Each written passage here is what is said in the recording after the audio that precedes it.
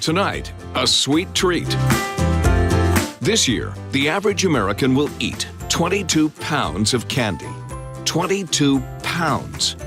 But did you know your favorite confections have connections to Colorado? From the jaw-busting hard candy created in an ice cream shop in Golden to the billion-dollar chocolate behemoth started in this tiny Denver bungalow, to the giant chocolate factory in the Colorado mountains, now shipping its delight from Durango all the way to Dubai.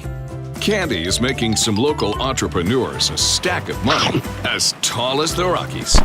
So grab some goodies, sit back, and join us for Colorado Sweets, the mile-high candy craze. Good evening and thank you for joining us tonight as we tackle a tasty topic, candy. We Americans love our licorice. We are truly gaga for Goo Goo clusters, and we're willing to spend well over $100 grand on candy. In fact, this year collectively, Mike and Ike and every other American will spend $35 billion on confections. But did you know some of your favorite treats got their start right here in Colorado, created by candy pioneers with little more than a sweet tooth and a dream? Tonight, a look at their creations that put our state on the candy map.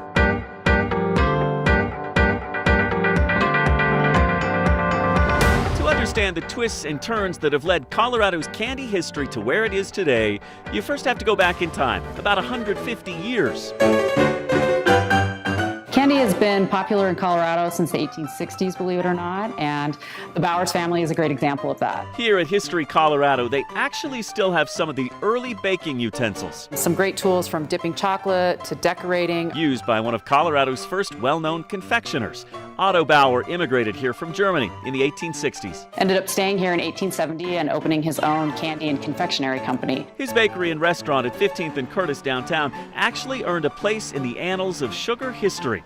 It's where the ice cream soda was invented. Maybe. The story goes that a gentleman came into their store one day and he normally had cream along with soda water, and they were out of cream that day, and so they substituted ice cream for that.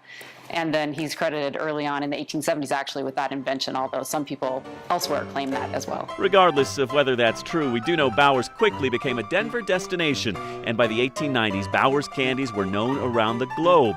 Seems there was something about making sweets in Colorado's climate that stood out. Yes, drier climate as far as preserving the chocolate, less melting, if you will. But there was also in the 20s the idea that germs didn't grow in high altitude, and they kind of used that as a selling factor in selling candy. In the early 1900s, even as Bowers was still going strong, across town there was a surprising new competitor in the candy business, Coors Beer. Yeah, it's really amazing. Coors, during Prohibition, needed jobs for people. They'd poured all their beer into the creek in 1916, which is when Prohibition started in Colorado, much earlier than the rest of the country. And he wanted to keep his workers because he was hoping Prohibition would end. So he had an idea. He started making malted milk. It made sense. It uses malt, like beer does, and then he brought in cans and cans of milk from the farmers locally. Coors sold much of his malted milk to the Mars Candy Company to be used in sweets. And it was so successful, they continued doing that until the 1950s. This tiny bungalow in Denver's Congress Park neighborhood would change candy history once again in 1923 when a man named Russell Stover came to town. He and his wife settle in a house on Detroit Street and they start making chocolates. They were called Mrs. Stover's Bungalow Candies, and right away they were a hit. And pretty soon they have 7 stores and 2 factories, and even though they moved their headquarters to Kansas City, they still have a chocolate factory today in Montrose, which has been here for a long time. In fact, Russell Stover's blossomed to an international behemoth, sold in more than 70,000 stores in the U.S. alone.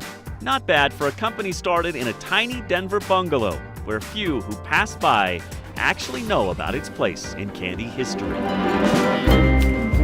Same goes for the people who walk past this plaque in downtown Golden, marking the exact spot in the late 1940s where a tiny sweet shop made worldwide candy history. The Jolly Rancher ice cream shop, which was actually only open for 2 years, which is the amazing thing. Dorothy Harmson and her husband Bill had really wanted to have a business and finally opened this little ice cream shop downtown, right under the Howdy Folks Arch. That was great for the summer, but then in the winter, nobody wanted to buy ice cream, so they were trying to figure out what to do. And then they tried this recipe for a hard candy. America's favorite American-made hard candy. They called them Fire Sticks, and they were a big hit. They were iconic. That's what you wanted to get in your trick-or-treat bag, was Fire Sticks. While still hot and in the liquid state, color and flavor are added. So when they closed the store after only 2 years, they were still providing those Fire Sticks to a lot of other stores, and the Jolly Rancher was franchised in a lot of different places around Colorado. And the public wanted more flavor variety too. And eventually they took their home ranch and turned it into a factory for candy. And before long, they were making nearly 1 million pounds of hard candy every week. Easy to do when you have all the sugar you need nearby. The best sugar in the world is right out the back door. This is a fine beet sugar field here in Candy Country, USA. Because the popularity of candy really comes down to the availability of sugar, and that makes it more affordable. And in Colorado, that's significant given we have sugar beets and Great Western and the availability and production and processing of sugar. For half a century, Jolly Ranchers were made in Metro Denver and shipped all over the globe. Then, in 2002, Hershey, which had purchased the Colorado confectioner 5 years earlier, closed the Wheat Ridge plant and moved production to Mexico to save money. Even today, Colorado's candy future is rooted in its past. Right here at the Hammond's Candy Factory at 58th and Washington in Denver, where they're still using some of the same candy machines they used nearly 100 years ago. A lot of that equipment was here when Carl Hammond started the business in the 20s. Hammond's got its start thanks to a candy-loving kid. On the first day of high school, Carl Hammond decided he didn't need to go to class anymore. His mom insisted he get a job, so he did as an apprentice in a candy factory, and he fell in love. And that candy maker kind of showed him how to do a couple things, and he said, I'm going to go out and open my own store. You didn't need much. You needed water, sugar, corn syrup, and you could get almost everything you needed at the local hardware store. Soon he was churning out his biggest seller. Yeah, it was the Mitchell Sweet, which is a marshmallow covered with caramel, and it got its name from one of his best friends who claimed that he said, will you make me a marshmallow and a caramel? And so he made it, and then Carl just said, you know what, I'm going to call it Mitchell, and it became Mitchell Sweet. Fast forward a few decades, and nowadays you can find Hammond's at high-end stores all over. The company becoming a force in the candy world. It's now packaged up and shipped all around the globe. Canada, Mexico, Puerto Rico. We go as far as China, Japan, Korea, lots of countries in Europe as well. I just want one of these things too. More than 100,000 people every year tour their North Denver Candy Factory. 35,000 square feet of sweets. They make new creations like cotton candy. And they make old favorites like caramel corn. But a Christmas staple is by far their most popular creation. I think we're getting close to 10 million candy canes a year. It's starting to be a lot, and it grows every year.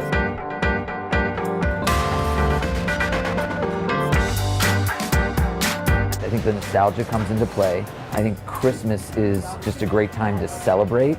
What better way to do it with a peppermint candy cane? Most days they make Christmas candy here 18 hours a day getting ready for the holidays. But they think doing it the old-fashioned way is worth it. We are one of the last handmade hard candy manufacturers left really in the world. It is a nod to the past, not just the history of Hammond's, but the rich history of confections in Colorado, birthplace to some of the world's most famous candy.